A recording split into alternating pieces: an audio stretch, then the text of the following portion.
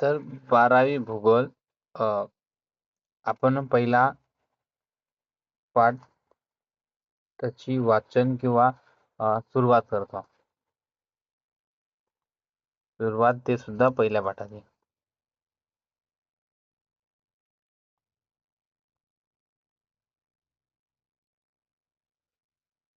पहिला पाठ आहे लोकसंख्या भाग 1.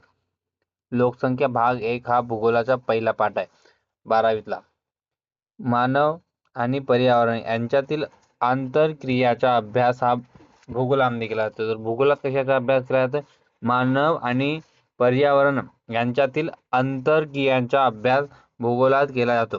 लोकसंख्या अभ्यास हा मानवी भूगोलाचा एक शाखा आहे. तर आपण ह्या 12वीमध्ये का पाहतात? तर 12वीमध्ये आपण लोकसंख्या भूगोलाचा अभ्यास करत आहोत. ह्या शाखेत लोकसंख्या भूगोल असेही म्हणतात, आपण म्हणलेलं आहे. लोकसंख्येच्या पृष्ठभूमीवर म्हणजे लोकसंख्ये भूगोलामध्ये पृष्ठभागावरील विवरण, विविध पृष्ठभाग असतात जमिनीवर, भूरूपे यांचे विवरण, आकृती, त्यांचा अभ्यास भूगोलात केला जातो. भूगोलाच्या गुणांक आणि सांकेतिक रचनेच्या अभ्यासा देखील विषयाचा होतो. भूगोलाच्या लोकसंख्येच्या अर्थव्यवस्थेवर होणारा परिणाम, प्रदेशाचा विकास हे देखील भूगोलाच्या मुद्द्यामध्ये येतात. तर लोकसंख्या भूगोल आपण ह्या वर्षी पाहतो आहोत. लोकसंख्या भूगोल लोकसंख्या भूगोल याच्यात मानव आणि पर्यावरण यांच्यातील कशा पद्धतीने संयम किंवा आंतरक्रिया राबवता येणार.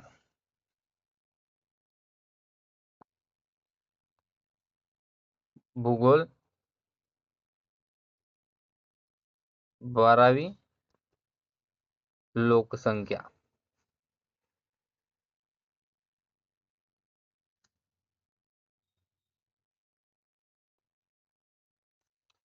तर हा डायग्राम हे बघत असाल, हा एक खंडानुसार भूमीच्या आकडेवारी.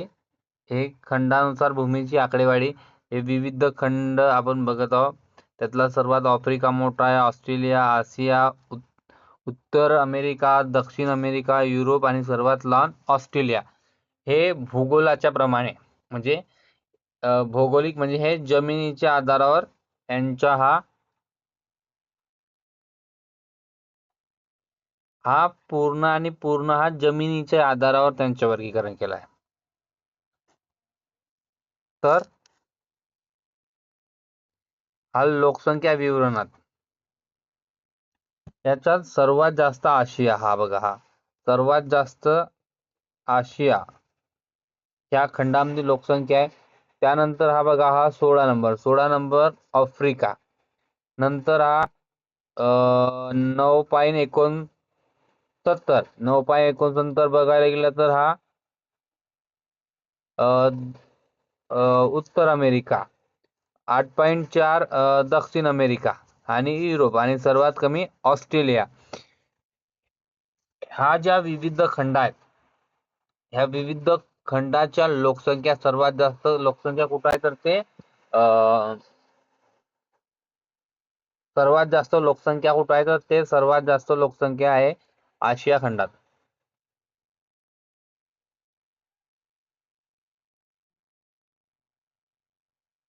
तर ह्या प्रश्नाचं उत्तर सोडू.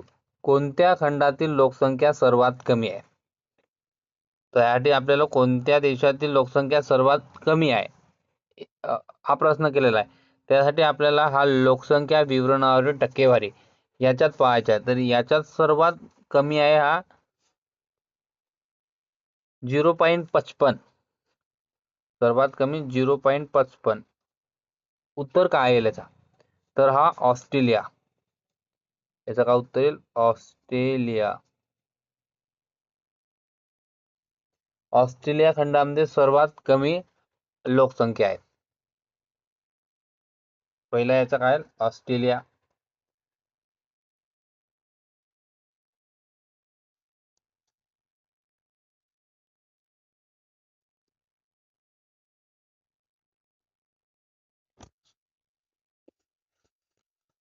ऑस्ट्रेलिया या खंडात सर्वात कमी लोकसंख्या आहे. दुसरा प्रश्न, भूमी आणि लोकसंख्या या दोन्हीच्या बाबतीत सर्वात कमी असलेला, तर आपल्याला आता सर्वात कमी असलेला, आपल्याला माहितच आहे की लोकसंख्या आधारित सर्वात कमी कोणता होता, ऑस्ट्रेलिया. तर आता आपल्याला दुसरा चेक करायचा आहे की सर्वात कमी भूमी आधारावर कोणता. तर याच्या सर्वात भूमी आधार हा 5.10 5.10 आणि लोकसंख्या किती आहे याची 0.55. याचा उत्तर सुद्धा आहे ऑस्ट्रेलिया. पहिल्याचा ऑस्ट्रेलिया,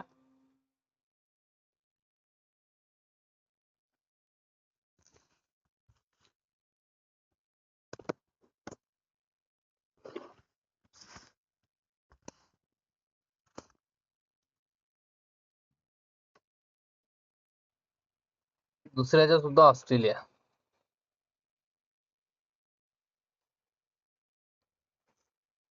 अशा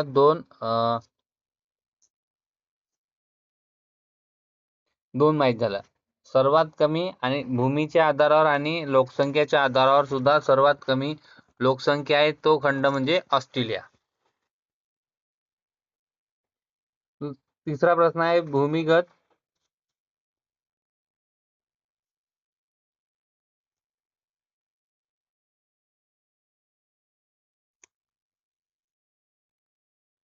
तिसरा प्रश्न आहे भूमी आणि लोकसंख्येच्या टक्केवारी जास्त असलेला खंड. तर सर्वात जास्त, आता याच्यात दोन येणार आहेत. तर याच्यात पाहू आपण भूमी व लोकसंख्या टक्केवारी असणार. सर्वात जास्त लोकसंख्या कुठे आहे, आशिया खंडात. आशिया. आता भूमिगत बघा, आशिया खंडात हा सर्वात मोठा खंड आहे. तर ह्या प्रश्नाचं उत्तर काय येईल, आशिया.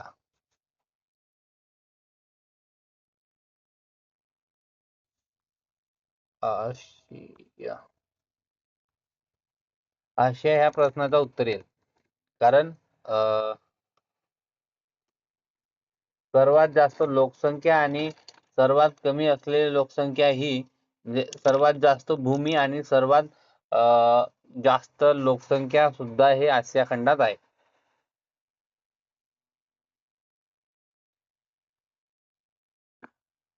प्रश्न काय, कोणत्या विभागात वर्तुळात एक खंड,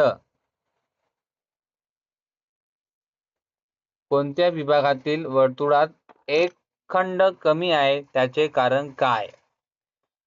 तर ह्या वर्तुळामध्ये आपण बघत असाल कोणता वर्तुळ आहे, तर तो वर्तुळ आहे हा जो वर्तुळ आहे ह्या वर्तुळात हा बघा, ह्या वर्तुळामध्ये आपल्याला ऑस्ट्रेलिया,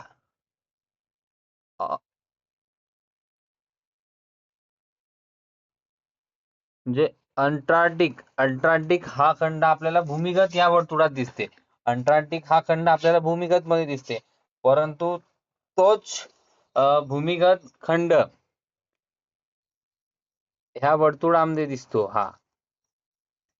परंतु जेव्हा आपण लोकसंख्या विवरणाची टक्केवारी पाहतो तर लोकसंख्या विवरणाचे पाहणाऱ्या टक्केवारीमध्ये आपल्याला ऑस्ट्रेलियामध्ये अंटार्क्टिक हा खंड दिसत नाही, कारण की अंटार्क्टिक खंडामध्ये मोठ्या प्रमाणात बर्फ आहे. त्याचे आपण पुन्हा वाचणार आहोत.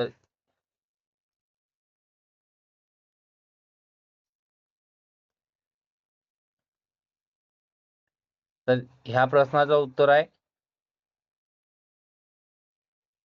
ह्या आहे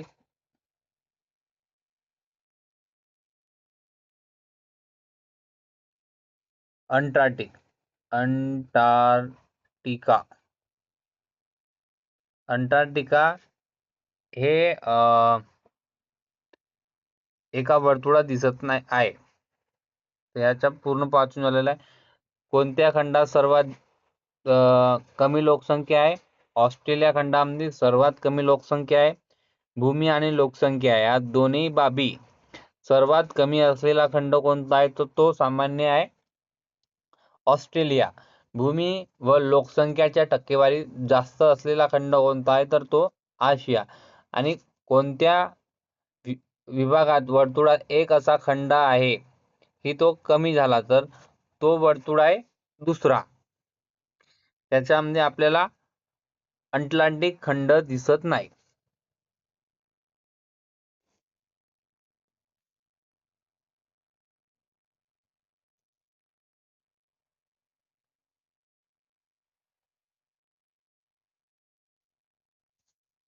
लोकसंख्येच्या जागतिक विवरण असमान आहे. लोकसंख्या आपण पाहिलेलं जागतिक विवरण असमान, असमान वितरण असमान म्हणजे सारख्याच जागी समान दिसते का नाही.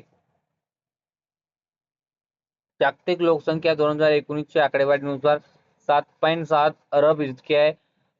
2019 नुसार. तर 2019 ना तो 20 म्हणजे आतापर्यंत आपण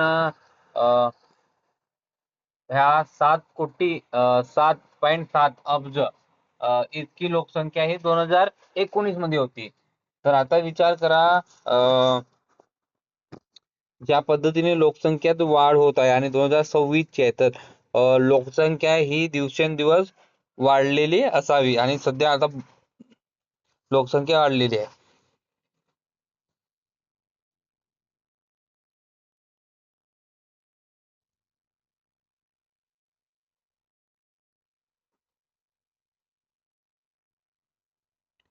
खंडनिवास लोकसंख्येच्या वितरणाची खालील टक्केवारी आहे.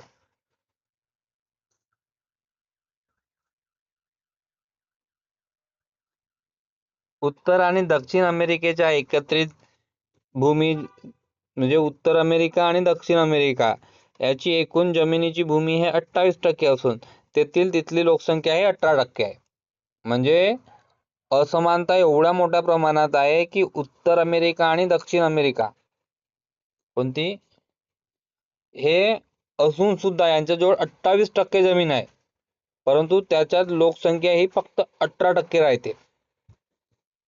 असून तिथली लोकसंख्या केवळ 18% आहे. याप्रमाणे आशियामध्ये जमीन हे 29% आहे, तर त्यातली लोकसंख्या ही 60% आहे.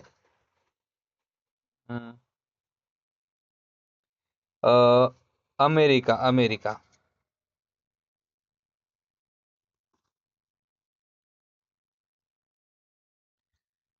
अमेरिका.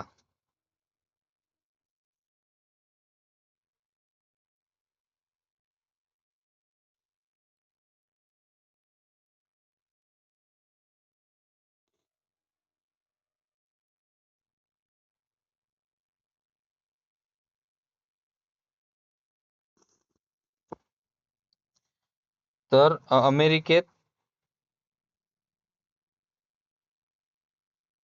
आणि आपला आशिया खंड जमीन 30%, लोकसंख्या 60%. असं मानता. जमीन 28%, लोकसंख्या 18%. एवढा मोठा बदल आपल्याला दिसून येतो.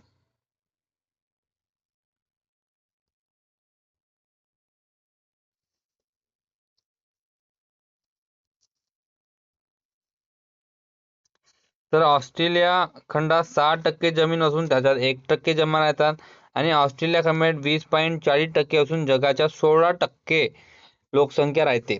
तर अंटार्क्टिक खंडामध्ये 9% आहे, परंतु त्यातील स्थानिक लोकसंख्या नाही. आपण पाहिलं आहे की सर्व जमिनीच्या होता. जागतिक भूमी आणि लोकसंख्येचे वितरण फक्त संख्येवरून स्पष्ट होत नाही, तर एक विशिष्ट क्षेत्रफळ किती लोकसंख्या राहतो यानुसार देखील लोकसंख्येचे विवरण समजून घेणे आवश्यक आहे. यासाठी लोकसंख्येची घनता, त्याच्यासाठी आपल्यासाठी लोकसंख्येची घनता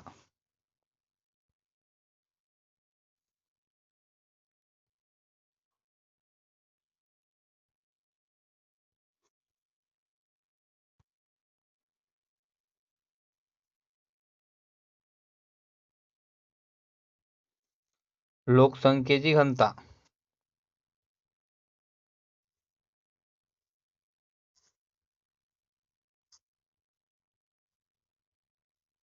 हा प्रश्न येते की लोकसंख्येची घनता.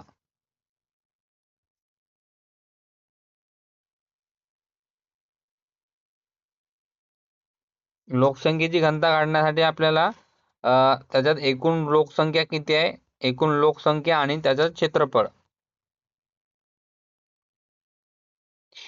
एकूण लोकसंख्येची घनता काढायची असेल तर एकूण लोकसंख्या त्याला क्षेत्रफळ चौरस किलोमीटर मध्ये आपण मोजत असतो लोकसंख्येची घनता.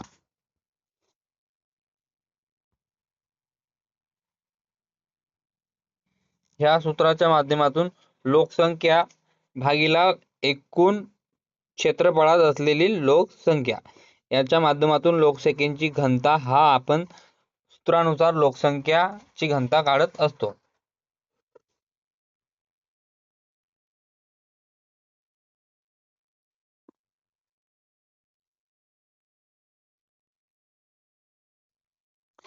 हा जागतिक लोकसंख्येचा एक हे आहे. त्याच्यात आपण पाहिलेलं आहे की आशिया खंडामध्ये एकूण 60% लोकसंख्या राहते, जमीन आहे 30%, यांच्या जवळ तर 28% हा भाग आहे आणि लोक राहतात फक्त 18%. याच्यात फक्त 30% भाग आहे. याच्यात अ, अ, जमीन फार कमी असून 16%. तर अंटार्क्टिक ह्या भागात लोकसंख्या राहतच नाही. ऑस्ट्रेलियामध्ये सुद्धा 1% लोकसंख्या असते आणि जमीन आहे एकूण 9% जागतिक पातळीवरची. काही प्रश्न पाहू.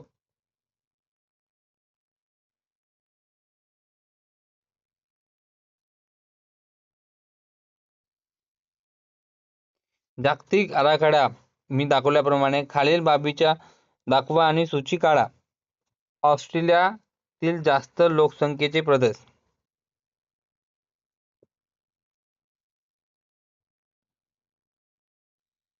त्याच्यात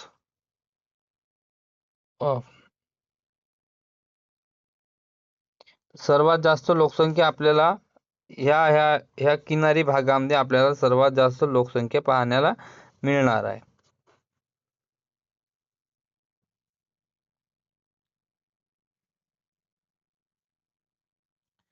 तर प्रश्न क्रमांक 6 पेपरामध्ये हा 5 मार्कासाठी येतो. 5 गुणांसाठी हा प्रश्न येतो. ह्या प्रश्नाचा आपल्याला व्यवस्थित वाप असावा, परंतु हा प्रॉपर दिसत नाही आहे, त्यासाठी आपण वाचन प्रश्न सोडू शकत नाही.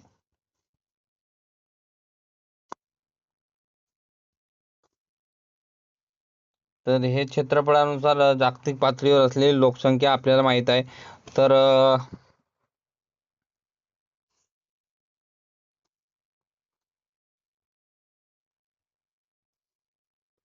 याच्यात लोकसंख्येची घनता काढू शकतो फार सोप्या पद्धतीने. लोकसंख्या किती आहे ते मांडावचा, जसा का भारताची 1.42 असा वरती मांडला आणि त्याच्या खालती 96.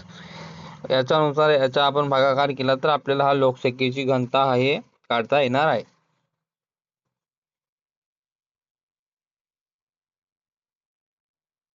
जागतिक लोकसंख्येची विवरणाची आकृती.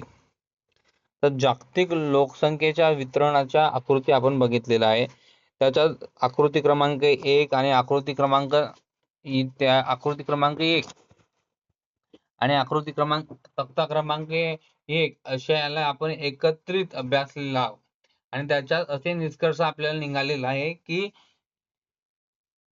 लोकसंख्या खंडाची वितरण संख्या घनता या दोन्ही दृष्टीने असमान आपल्याला दिसतो. कोणता कोणता असमान का दिसते, तर खंड आणि त्याच्यामध्ये असलेली लोकसंख्या हे आपल्याला असमान पद्धतीने दिसते.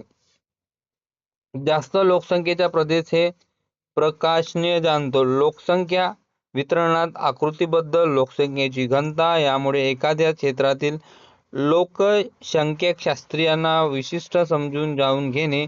लोकवितरण पृष्ठभाग कसे झाले याचे नकाशा वाचून घेणार समजले. साधा आहे की ज्यांना भूगोलामध्ये अभ्यास करायचा आहे समोर जाऊन, त्यांनी लोकसंख्याशास्त्रीय ह्या विषयात अभ्यास करायचा आहे, तर त्याला आपल्याला खंड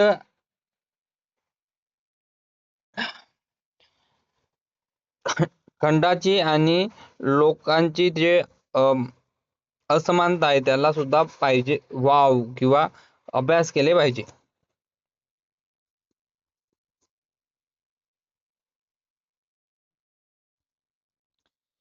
तर हे आपण खंड बघितलं, आपल्याला माहितीच आहे की खंड एकूण किती आहेत. उत्तर अमेरिका, दक्षिण अमेरिका, युरोप, अशा पूर्ण खंडांचे नाव आपल्याला एकूण 7 पैकी 4, 3, 2, 1 असे 7 खंड त्यांच्यात दाट असण्याची कारणे आणि विरळ असण्याची, लोकसंख्या का विरळ आहे याचे कारणे हे प्राकृतिक दृष्ट्या पाहणार आहोत आपण.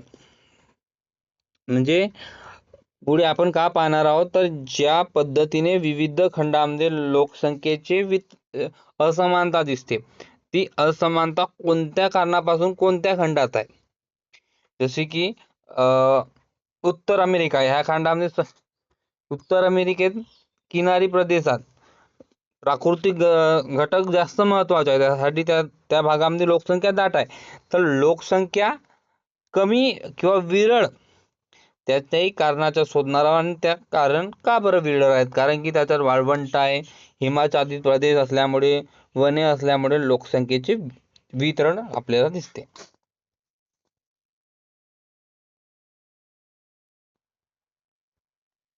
जागतिक लोकसंख्येचे वितरण प्राकृतिक रचनेबाबत ची तुलना. बर्फीत प्रदेश आणि उत्तर दक्षिण ध्रुवात त्या भागात लोकसंख्या फारच कमी असते. तुम्हाला माहित आहे की बर्फाच्या भागामध्ये, जसा उत्तर आणि दक्षिण ह्या भागामध्ये हे ध्रुव भाग आहे, याच्यामध्ये नेहमी बर्फ असतो. तर सामान्य गोष्ट आहे की विषुववृत्त भागात आणि बर्फाच्छादित किंवा ध्रुवीय भागामध्ये सुद्धा लोकसंख्या फार कमी असणार आहे. वाळवंटा भागात सुद्धा, वाळवंट प्रदेशातील लोकसंख्येची विरळता दिसते. पर्वतीय प्रदेशात सुद्धा लोकसंख्येची आपल्याला कुठे कुठे दिसते,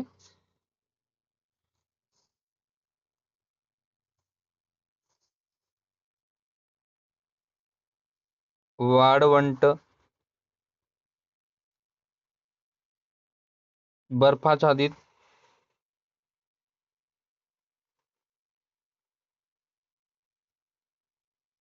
वने ह्या भागात सुद्धा आपल्याला ह्या दिसतात.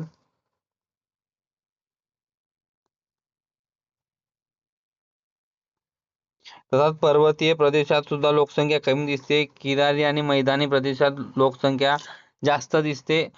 काही ठिकाणी नदी खोऱ्याच्या प्रदेशात असून सुद्धा लोकसंख्या विरळ आहे, जशी की ॲमेझॉनची नदी. अशा विविध प्राकृतिक गोष्टीत आपण बघणार आहोत. सामान्य गोष्ट आहे, बर्फाच्छादित भागामध्ये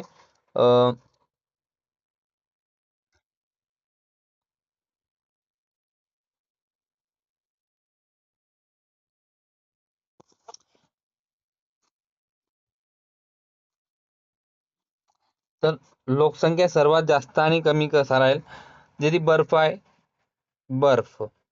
बर्फात नेहमी कमी राहणार, जंगलामध्ये नेहमी कमी राहणार, वाळवंटी भागामध्ये नेहमी कमी राहणार, ज्या भागात पूर येते त्या भागात सुद्धा कमी राहणार,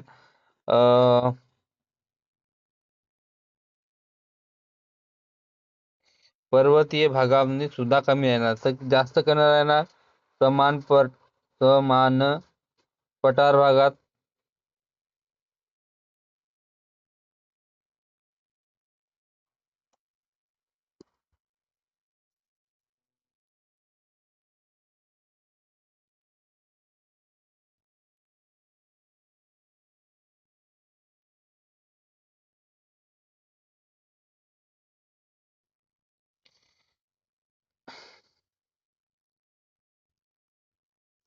तर लोकसंख्येचे वितरणाचे परिणाम करणारे घटक, त्याच्यापैकी सर्वात आता आज पाहणार आहोत ते भौगोलिक घटक.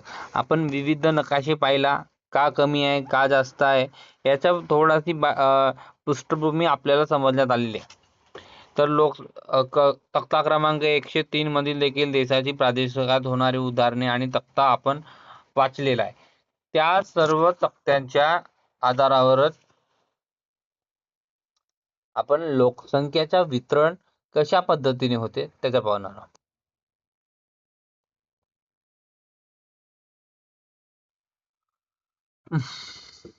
बघा, हा उंच भाग. आता उंच भागामध्ये नेहमी लोकसंख्या ही कमी असते, परंतु पर्वतीय भाग असते त्याच्यात लोकसंख्या कमी असते. घनता म्हणजे काय असते आता मी सांगितलेलं आहे. हा जसा हा भूभाग आहे, याच्या भूभागामध्ये किती लोक राहतात त्याच्यानुसार लोकसंख्येची घनता आपल्याला पाहण्यात मिळतो. तर उंच सकल प्रदेश आहे, ज्याच्या जागी सपाट आहे, सकल आहे म्हणजे सपाट आहे, त्या जागी नॉर्मल गोष्ट आहे की त्याच्यात लोकसंख्या जास्त राहण्याचा प्रयत्न करत. परंतु फार उंच आहे जसं काही हिमालय प्रदेशामध्ये कोण, पर्वतीय भागामध्ये कोण, त्यात लोकसंख्याची घनता जास्त राहणार. कशी काय जास्त राहणार, त्याच्यात लोकसंख्या कमी राहणार, कारण की पर्वतीय भागामध्ये आपल्याला ज्या गोष्टी असतात, आपल्याला व्यवस्थित वातावरण नसतं. जसं का हवामान, बर्फ हवामानामध्ये मोठ्या आपल्याला लोकसंख्येची घनता बर्फ भागामध्ये आपल्याला कमी दिसणार. परंतु त्याच जागी आपण विषुववर्तीय भागात किंवा विषुववर्तीय भागामध्ये आपल्याला लोकसंख्या जास्त दिसणार. साधन संपत्तीची उपलब्धता नॉर्मल आहे. सखोल भागामध्ये साधन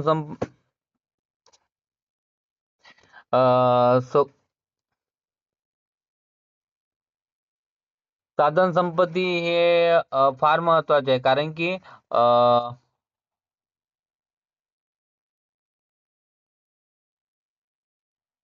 साधन संपत्तीची उपलब्धता फार महत्वाची आहे. कारण ज्या भागामध्ये साधन संपत्ती असतो त्याच भागामध्ये लोकसंख्या ही जास्त राहत असते.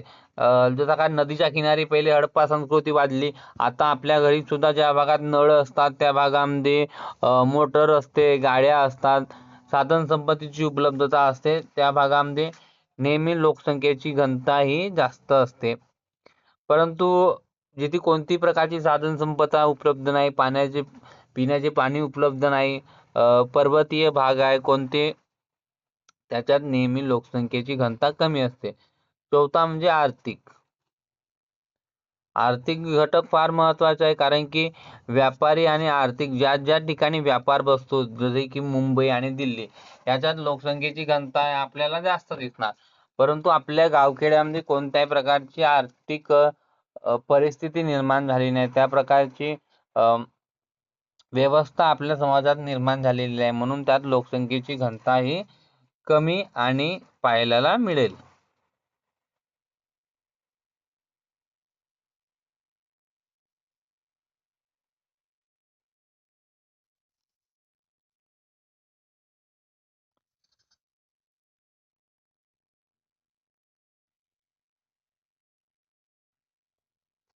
5वा मुद्दा आहे सामाजिक.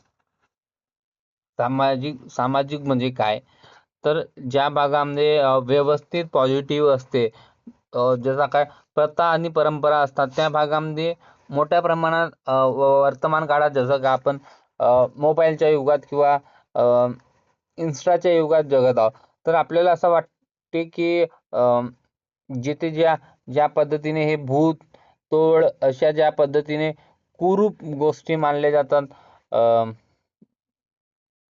ह्या भागामध्ये आपल्याला राहण्याची इच्छा होत नाही. म्हणून त्या भागामध्ये नेहमी आपल्याला लोकसंख्या ही कमी दिसणार. परंतु ज्याच्यामध्ये सिव्हिल सोसायटी आहेत त्या भागामध्ये लोकसंख्याची घनता जास्त दिसणार.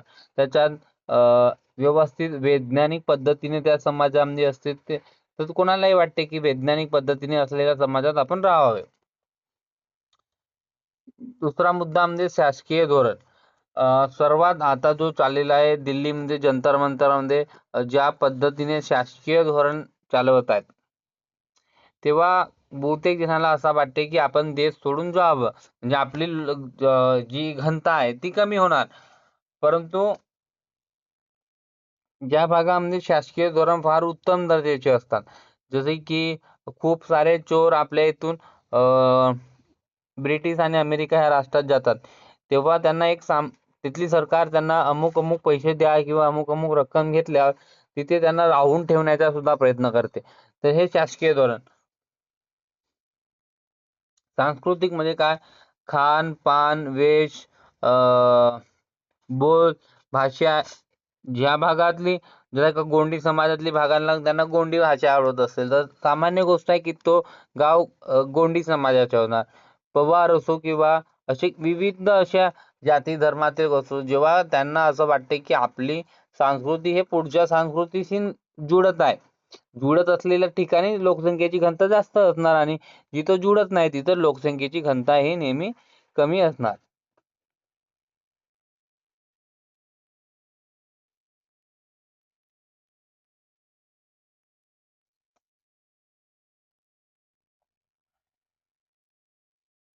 तर उच्च संख्या, हवामान, संसाधन, आर्थिक, सामाजिक आणि राजकीय, सरकारी धोरण